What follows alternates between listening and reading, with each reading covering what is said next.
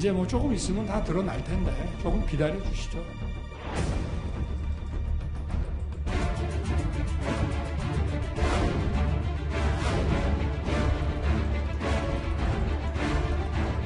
한 정권 의혹 수도 파기리 오게 되는데 어떻게 생각하세요?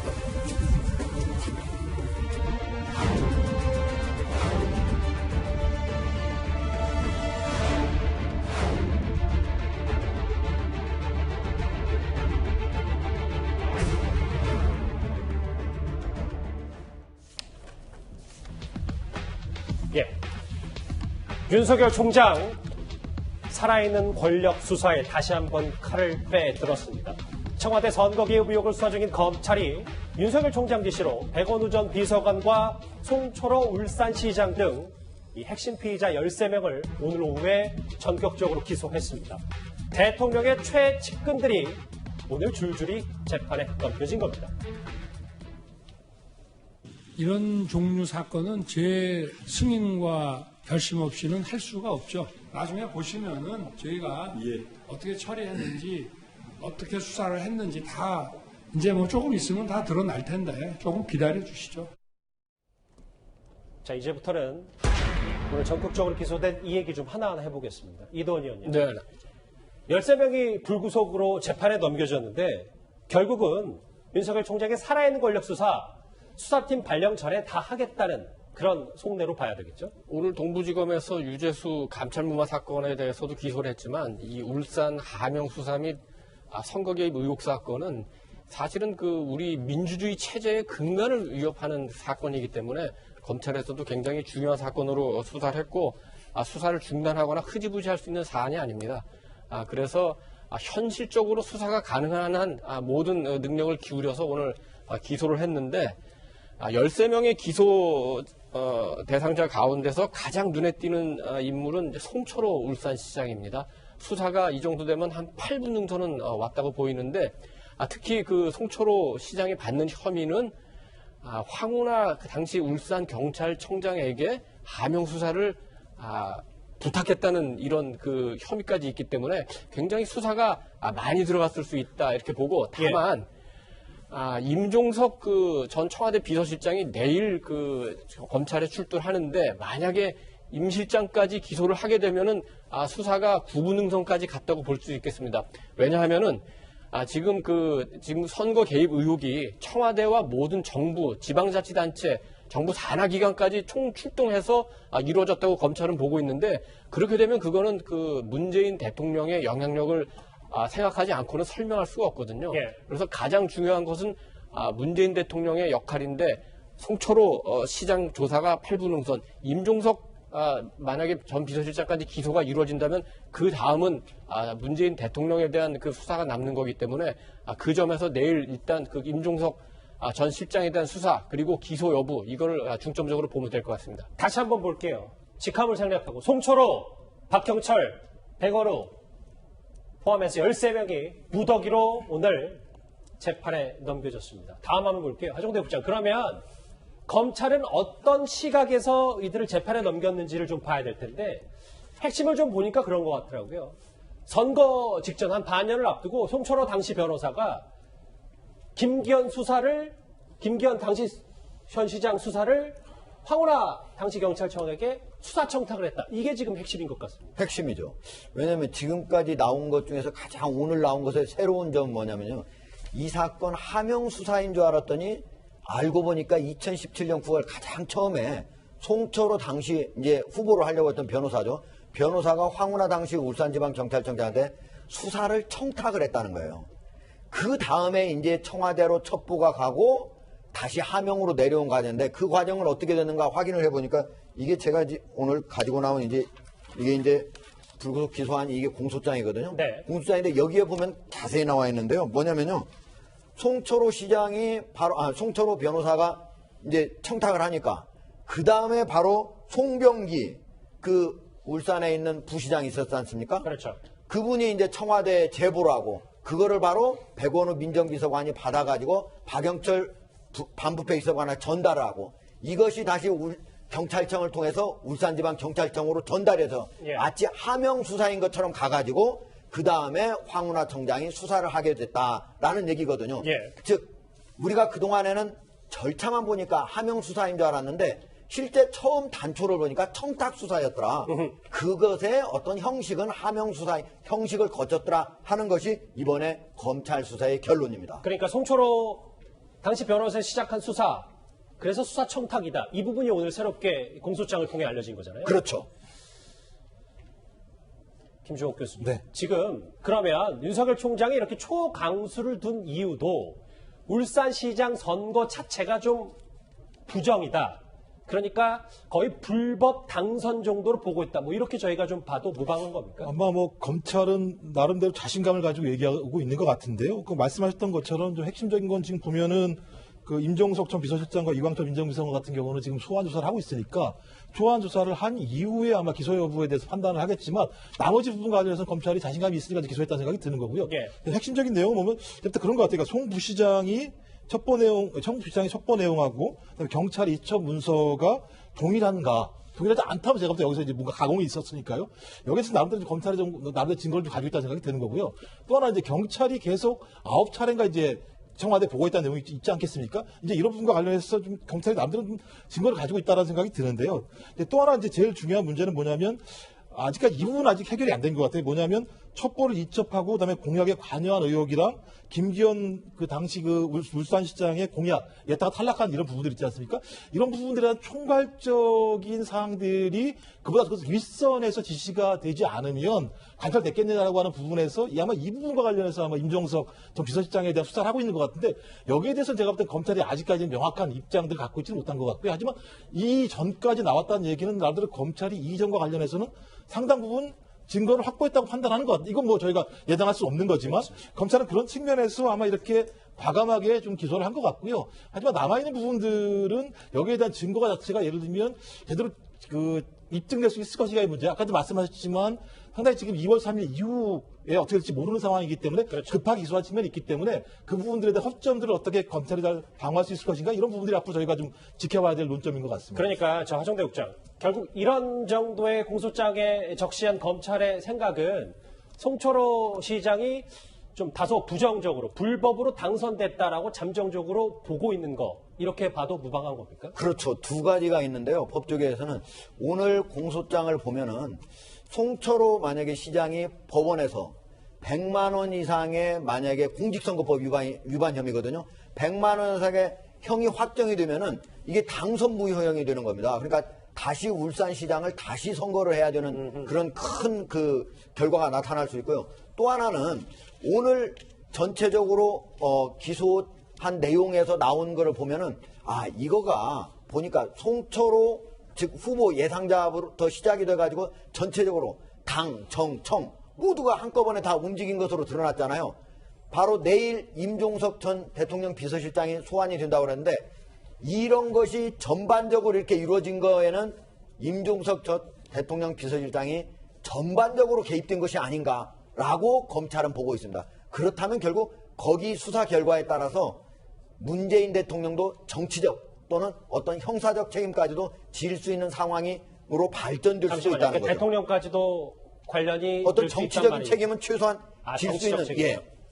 때까지도 발전될 수 있다는 거죠. 김태현 변호사님, 네. 하정대 국장 말씀처럼 지금 윤종석 전 실장이나 이광철 민정비서관은 여기 지금 보면 13명에 빠졌단 말이에요. 그러면 수사팀이 바뀌어도 그들을 다시 그때 가서 기소하겠다. 이게 검찰의 생각입니까? 지금 요번에 기소가 된 사람들은요, 다 피의자 조사 받았던 사람이에요. 송철호 시장만 해도 그렇고, 뭐 박형철, 백원은 다 마찬가지입니다. 근데 이광철 비서관하고 임종석 실장 아직 피의자 신문 받지 않았거든요.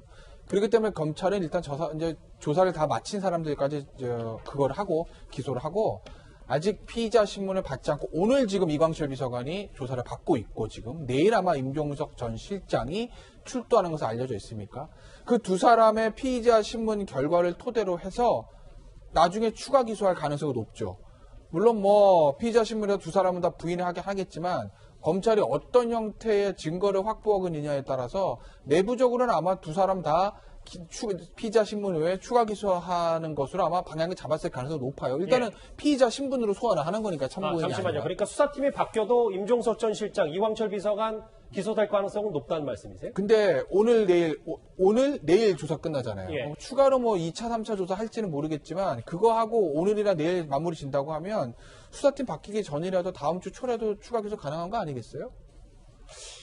윤석열 총장 오늘 참 분주하게 움직였습니다. 이성윤 서울중앙지검장과의 주례회동이 원래 오후 4시에 예정돼 있었는데요.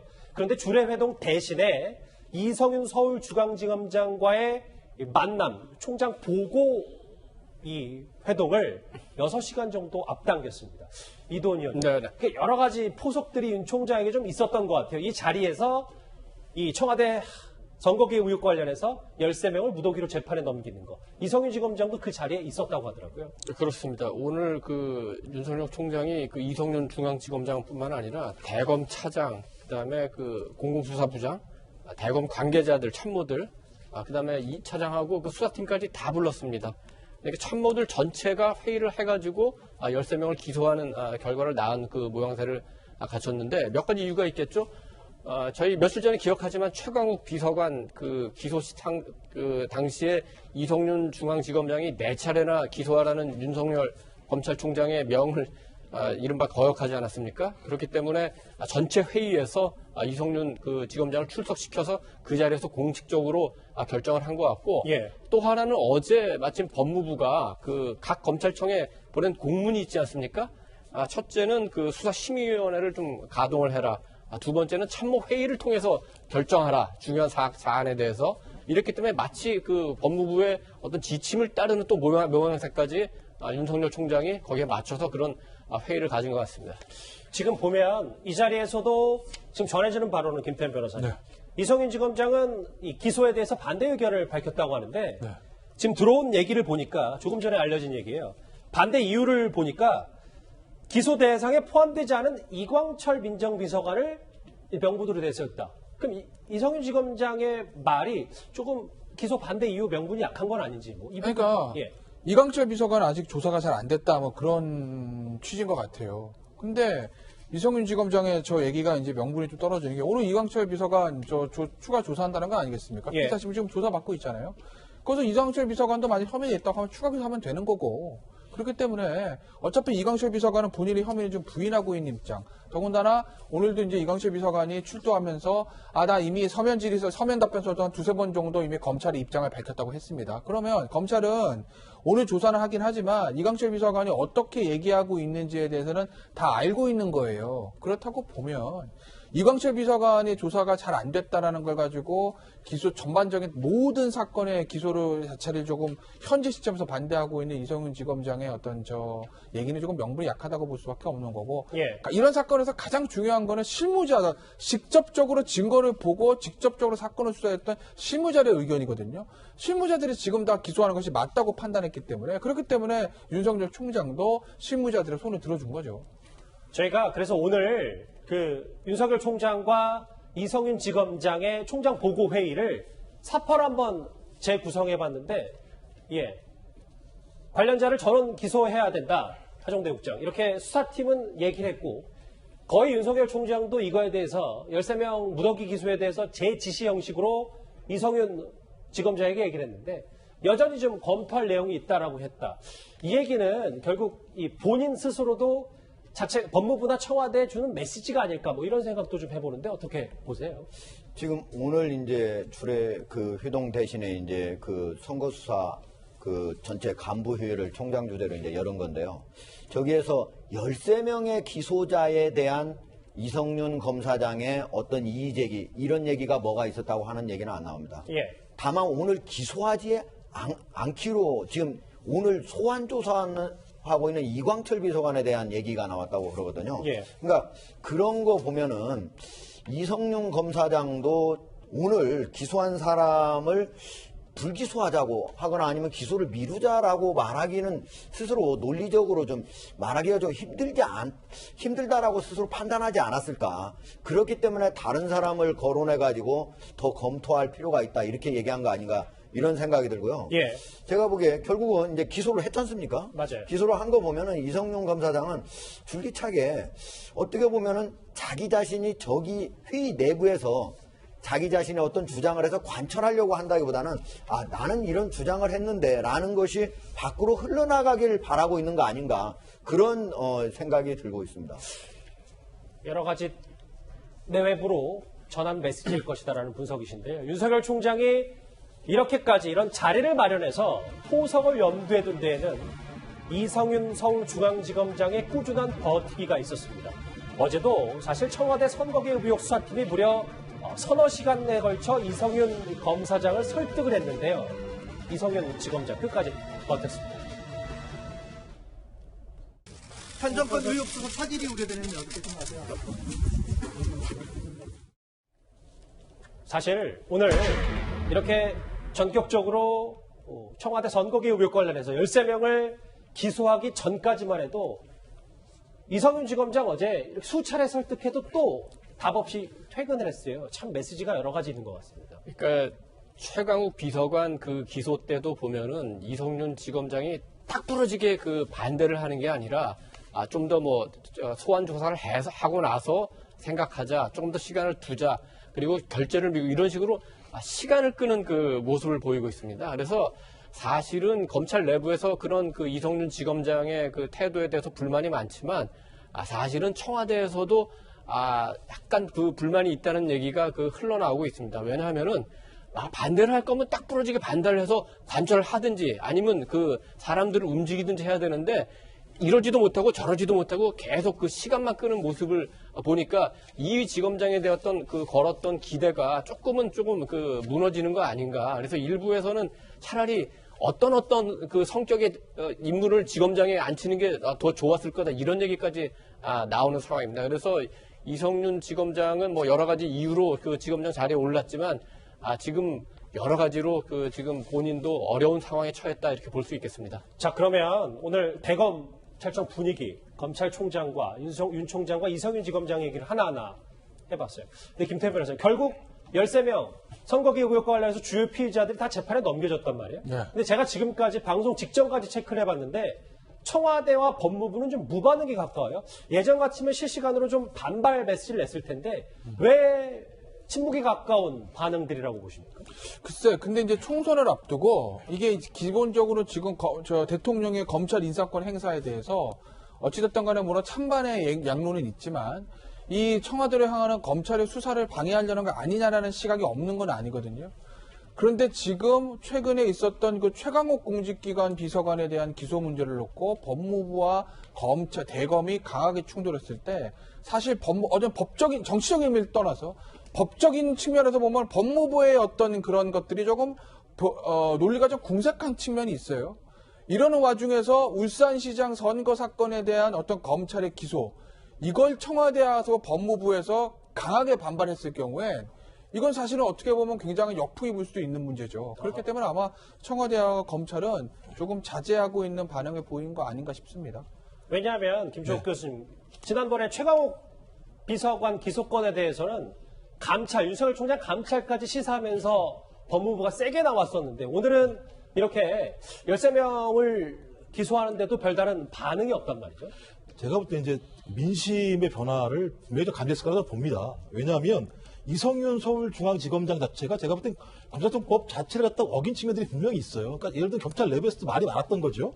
두 번째가 뭐냐면 그 이후에 이제 최강욱 비서관이 뭐라고 얘기했냐면 무슨 뭐 기소 구태타, 반헌법적 이런 얘기를 하게 되면서 소위 사인으로 있었을 때 벌어진 문제에 대해서 청와대가 그것을 지키려고 하는 공방을 하는 순간 제가 볼 땐 국민들이 왜 저러는 거지라고 하는 고민이 있었을 것 같아요. 이런 상황이 다시 또 법무부가 감찰 카드를 꺼내 들어서 얘기했다라고 얘기하는 건 뭐냐면 적어도 청와대와 법무부가 이 문제와 관련해서 검찰의 정책 개입을 하려고 하는 것이 아니냐라고 하는 논란까지 불거지는 상황에서 지금 예를 들면 수사로 응답하겠다고 하는 검찰의 13명에 대한 기소에 대해서 또 만약에 싸우게 된다면 제가 볼 때는 더 밀리는 상황으로 갈 수밖에 없다는 생각이 드는 거고요. 예. 전 그런 측면에서 지금 상황에서는 오히려 이 부분에서 무대응하는 것이 훨씬 더 정무적으로 옳은 판단이라는 생각을 했다는 생각이 들고요. 저는 개인적으로 그런 생각을 합니다. 예를 들면 선거라고 하는 게 앞으로도 마찬가지로 국민의 마음을 얻는 건데 청와대가 분명히 선거를 엄정하게 하라고 얘기했다면 예. 그냥 엄정하게 수사를 해라. 수사를 하고 당신들이 피의사실 공표하지 말고 그다음에 언론 플레이하지 말고 정정당당하게 수사하고 기소해라.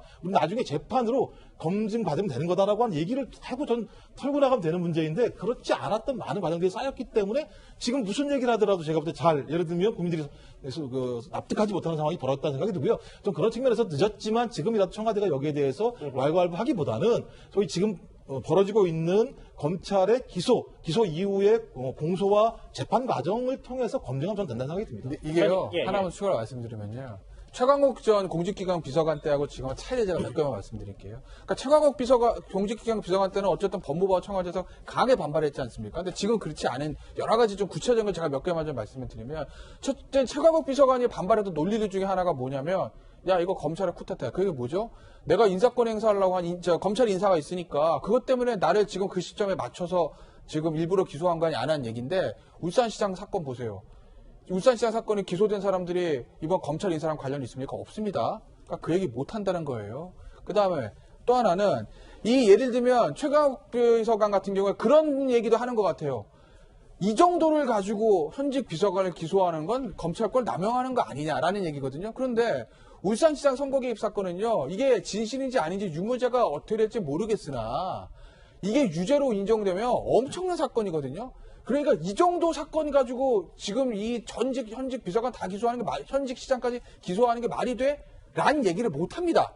그러니까 완전히 국면이 다른 거예요. 예. 그래서 최강욱 비서관 때는 나름대로 최강욱 비서관 입장에서 보면 나름대로 반발할 여지가 조금은 있었으나 이건 전혀 그게 없는 사건이기 때문에 청와대도 법무부도 여기에 대해서 뭐라고 말할 수가 없는 거죠, 지금.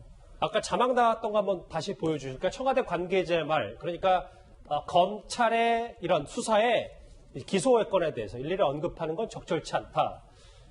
원래 애초에 저런 반응을 기대했던 분들도 많았을 수도 있는데 이도훈 의원님. 네네. 정리를 하자면 이렇게 오늘 13명으로 무더기 기소한 거에 대해서 청와대가 일일이 반응하지 않는 게 이제 인사는 다 놨고 시간은 우리 편이다라고 생각할 수 있겠습니다만 앞으로 그럼에도 윤석열 총장과 추미애 장관 이 기소권을 가지고 또 충돌할 가능성은 여전히 남아있지 않겠습니까? 일단 내일 임종석 실장이 소환되고 임 실장에 대한 그 기소 문제를 놓고 충돌할 가능성은 있죠.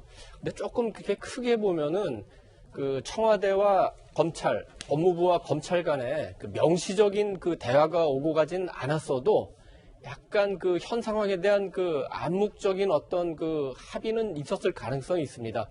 왜냐하면은 지금 가장 그 큰 중요한 사건인 울산 사건에 대해서 오늘 기소가 이루어졌죠. 그다음에 유재수 감찰무마 사건에 대해서 기소가 이루어졌죠. 만약에 내일 임종석 실장 그 조사가 이루어지면은 사실상 선거가 일단락되고 어떻게 보면은 4월 15일 총선까지는 휴지기가 올 수가 있습니다.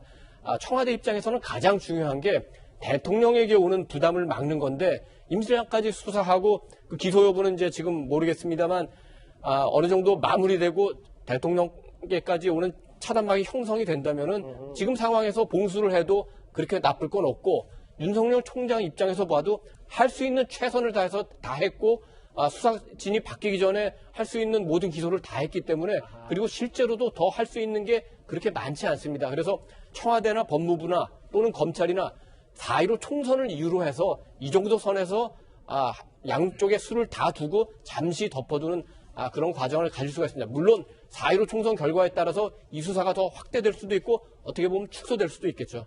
그러니까 윤석열 총장은 할 수 있는 만큼 다 기소를 한 거고 청와대 법무부 입장에서 대통령으로 오는 여러 가지 우려들을 여기서 정도는 차단하면 된다. 그래서 오늘 13명 정도 기소가 된 거다.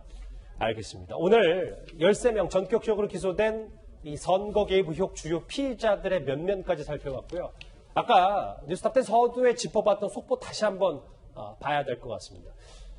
유재수 감찰 무마건으로 백원우 전 비서관과 박형철 전 비서관이 각각 기소가 됐습니다. 그러니까 서울중앙지검 선거 개입 의혹과는 별개로 유재수 건 관련해서 추가 기소가 된 건데요. 바로 직권남용 혐의를 적용했습니다. 하정대 국장, 저에게 속보만 짚어보고 다음 주에 넘어갈게요. 그러니까 결국 유재수 감찰 무마건과 관련해서도 박형철 전 비서관 그리고 백원우 전 비서관도 검찰은 공범으로 판단한다. 이렇게 봐도 되는 겁니까? 그렇죠. 지금 보면은 이제 유재수 감찰무마 사건에 이제 조국 전 민정수석이 이제 가장 주요한 이제 피의자라고 볼 수가 있는데, 지금 오늘 보면은 이제 적어도 거기에 같이 휴의에 참석했던 3인 휴의에 참석했던 사람이 두 사람 아니겠습니까? 그 두 사람인데 그 두 사람의 책임은 사실은 거기에서 가장 큰 발언한 사람은 이제 백원우 민정비서관인데, 그동안 이제 자기는 뭐 건의를 했을 뿐이다, 거기서 그냥 자기 의견을 밝혔을 뿐이다 했지만은, 실질적으로 검찰에서 볼 때는 이 두 사람도 똑같이 감찰무마에 주요한 역할을 했고 또 전달 과정에 또 개입을 했고 했기 때문에 충분히 기소를 해야 되고 또 기소를 해야만 된다라고 판단을 한 것이죠. 사실상 울산시장 선거는 송철호 시장의 불법 당선이다, 이렇게 검찰의 시각 얘기와, 그리고 발령 전에 수사팀이 교체되기 전에 서울 동부지검에서도 발빠르게 유재수 감찰무마건에 대해서 추가 기소한 내용 속보까지 전해드렸습니다.